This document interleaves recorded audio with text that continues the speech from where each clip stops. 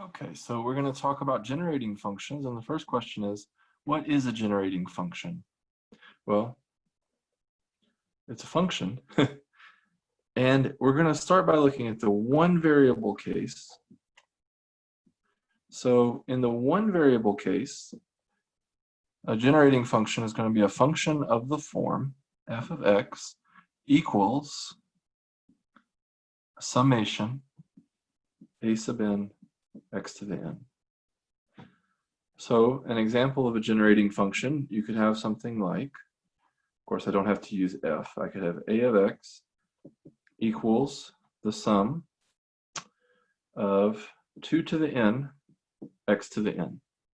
And this is an example of a generating function. Now you may notice I'm missing a piece of information here. What is n? Well, the value of n might change depending on what the generating function is. For right now, we're ordinarily going to have this be that n is a non-negative integer.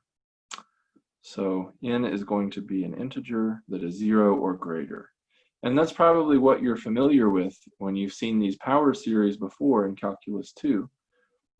You're used to this domain for n. Why are they useful? So why do we even care about generating functions? Generating functions are a tool for understanding sequences, especially when we're starting out recursive sequences. So you might remember that a sequence is just an infinite list of numbers. Generating functions are a tool for understanding sequences. So if you have a sequence, a sub n, you can associate to it a generating function, and here n will be what I call the natural numbers, so a non-negative integer.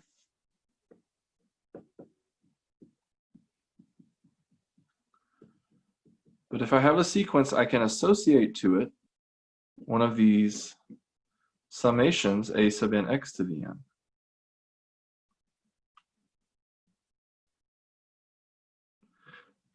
Where n is going to be whatever it should be.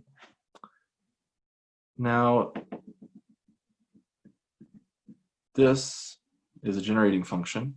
So to each generating function, I have a sequence, which is the coefficients on x to the n.